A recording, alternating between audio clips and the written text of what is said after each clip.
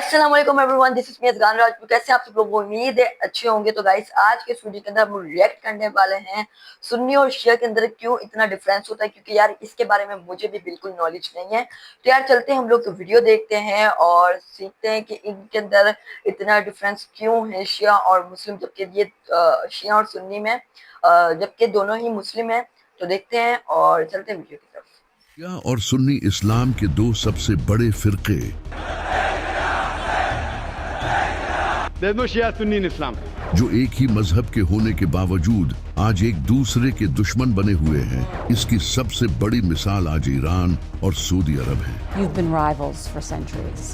If they get one, we have to get it. Well, Iran's Ayatollah Khomeini has issued a warning to Saudi Arabia. Both Tehran and Riyadh are formidable rivals. They have fought most wars in the region. ये दोनों countries मुसलमान होने के बावजूद एक दूसरे के जानी दुश्मन हैं। लेकिन आखिर किस तरह मुसलमान इन फिरकों में बटे, ये जानने के लिए हमें आज से 1400 साल पहले जाना होगा। 1400 साल पहले जाएंगे भाई, हिस्ट्री भी तो पढ़नी है ना, पहले क्या हुआ था। नबी सल्लल्लाहु अलैहि वसल्लम की वफात से तकरीबन 3 महीने पहले अल्लाह ने नबी सल्लल्लाहु अलैहि वसल्लम को इनकी जिंदगी का आखिरी हज करने का हुक्म दिया, जिसके बाद नबी सल्लल्लाहु अलैहि वसल्लम ये हज करने के लिए मक्का की तरफ रवाना हुए और फिर नबी सल्लल्लाहु अलैहि वसल्लम ने हज अदा किया।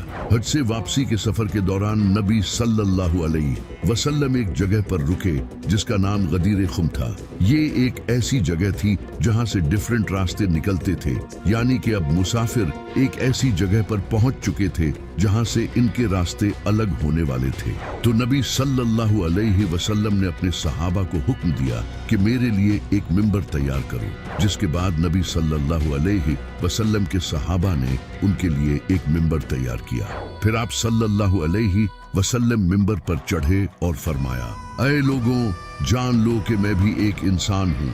हो सकता है कि बहुत जल्द मौत का फरिश्ता आकर मुझे मौत की दावत दे और मैं इस दावत को कबूल कर लूँ, लेकिन मैं अपने बाद तुम में 2 भारी चीजें छोड़कर जा रहा हूँ, एक कुरान और दूसरी मेरी अहले बैत। कुरान को थामे रखना और मैं तुम्हें अल्लाह का खौफ दिलाता हूँ कि मेरी अहले बैत के साथ अच्छा सलूक करना। फिर आप सल्लल्लाहु अलैहि वसल्लम ने इमाम अली अलैहि सलाम को मिंबर पर बुलाया और फरमाया, मन कुन्तु मौलाहु फहाज़ा अलियुन मौलाह, जिसका मैं मौला हूँ उसका अली मौला है।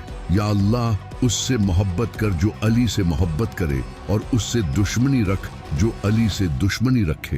अरबी में मौला का मतलब सरदार या लीडर होता है, यानी नबी सल्लल्लाहु अलैहि वसल्लम इमाम अली को उम्मत का लीडर बनाकर गए थे। ये सुनने के बाद हजारों सहाबा ने इमाम अली को इसकी मुबारकबाद दी, जैसे कि हजरत उमर ने कहा, मुबारक हो अली, आप हर मर्द और औरत के मौला बन चुके हो। इस खुतबे के 3 महीने बाद नबी सल्लल्लाहु अलैहि वसल्लम की तबीयत बहुत खराब हो गई। आप सल्लल्लाहु अलैहि वसल्लम जान गए थे कि अब आपकी वफात का वक्त करीब है। तो आप सल्लल्लाहु अलैहि वसल्लम ने सहाबा को हुक्म दिया कि मुझे कागज और कलम ला दो ताकि मैं तुम्हें एक वसीयत लिख दूं, जिसके बाद तुम कभी गुमराह नहीं होगे। लेकिन हजरत उमर ने आगे से कहा, नबी सल्लल्लाहु अलैहि वसल्लम बीमारी की हालत में ऐसी बातें कर रहे हैं और हमारे पास वैसे भी अल्लाह की किताब मौजूद है जो हमारे लिए काफी है। ये सुनकर सहाबा के दरमियान बहस शुरू हो गई। कुछ सहाबा ने कहा कि नबी सल्लल्लाहु अलैहि वसल्लम की बात मानो और उन्हें कागज और कलम ला दो, जबकि कुछ सहाबा ने इसकी मुखालफत की और नबी सल्लल्लाहु अलैहि वसल्लम के बारे में गुस्ताखाना अल्फाज कहे, जिन्हें मैं अपनी जबान से बयान भी नहीं कर सकता। जब नबी सल्लल्लाहु अलैहि वसल्लम ने ये सब देखा तो आप सल्लल्लाहु अलैहि वसल्लम नाराज हो गए और फरमाया, मुझे बस अकेला छोड़ दो, जिसके बाद सारे सहाबा ने नबी सल्लल्लाहु अलैहि वसल्लम को अकेला छोड़ दिया। नबी सल्लल्लाहु अलैहि वसल्लम कागज और कलम इसलिए मांग रहे थे क्योंकि आप सल्लल्लाहु अलैहि वसल्लम अपने बाद किसी को खलीफा बनाकर जाना चाहते थे और वो इमाम अली हो सकते थे। इसी वजह से शिया हजरत उमर पर इल्जाम लगाते हैं कि उन्होंने जानबूझकर नबी सल्लल्लाहु अलैहि वसल्लम को खलीफा अनाउंस करने नहीं दिया। अगर देखा जाए तो इस हदीस में अल्फाज हैं कि नबी सल्लल्लाहु अलैहि वसल्लम ने फरमाया, लाओ कलम और कागज ताकि मैं तुम्हें वसीयत लिख दूं जिसके बाद तुम कभी गुमराह नहीं होगे। और ये तो हर कोई जानता है कि उम्मत में सबसे ज्यादा गुमराही खिलाफत के मामले में आई है। और जब नबी सल्लल्लाहु अलैहि वसल्लम फरमा रहे हैं कि मैं तुम्हें कुछ ऐसा लिख दूंगा जिसके बाद तुम कभी गुमराह नहीं होगे, तो अगर उस वक्त आप सल्लल्लाहु अलैहि वसल्लम को कागज और कलम दे दिया जाता तो आज उम्मत गुमराह न होती। ये सहाबा की बहुत बड़ी गलती थी जिसकी सजा आज पूरी उम्मत भुगत रही है। इसी वजह से अब्दुल्ला बिन अब्बास, जो नबी सल्लल्लाहु अलैहि वसल्लम के चचाजाद भाई थे, वो सारी जिंदगी इस पर रोया करते थे और फरमाते थे कि उस दिन सहाबा ने नबी सल्लल्लाहु अलैहि वसल्लम के साथ जो भी किया वो बहुत गलत था। और कमाल की बात ये है कि अब्दुल्लाह बिन अब्बास सारी जिंदगी इमाम अली के साथ रहे थे। इस वाक़ये के 4 दिन बाद नबी सल्लल्लाहु अलैहि वसल्लम वफात पा गए।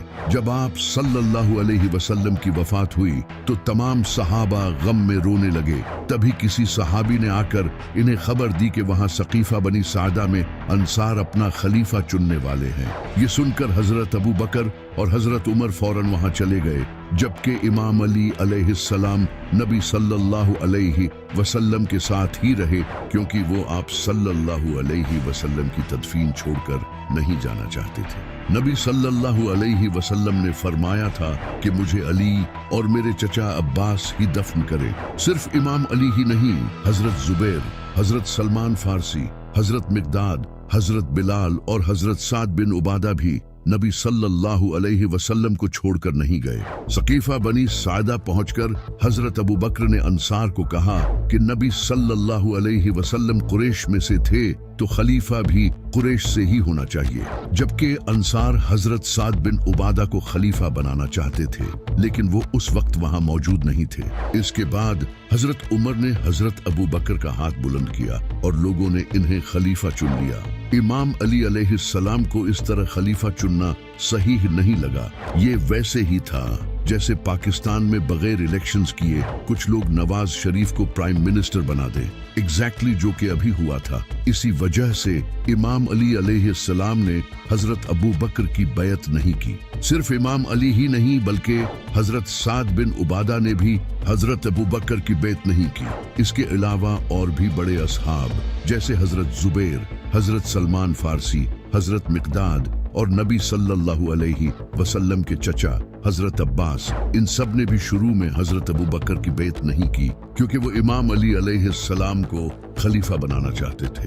हजरत अबू बकर के खलीफा बनते ही हजरत फातिमा अलैहिस्सलाम एक दिन हजरत अबू बकर के पास आई और उनसे नबी सल्लल्लाहु अलैहि वसल्लम के फदक के बाग मांगे, जो नबी सल्लल्लाहु अलैहि वसल्लम की जिंदगी में आपकी प्रॉपर्टी थी। लेकिन हजरत अबू बकर ने इन्हें वो बाग देने से इनकार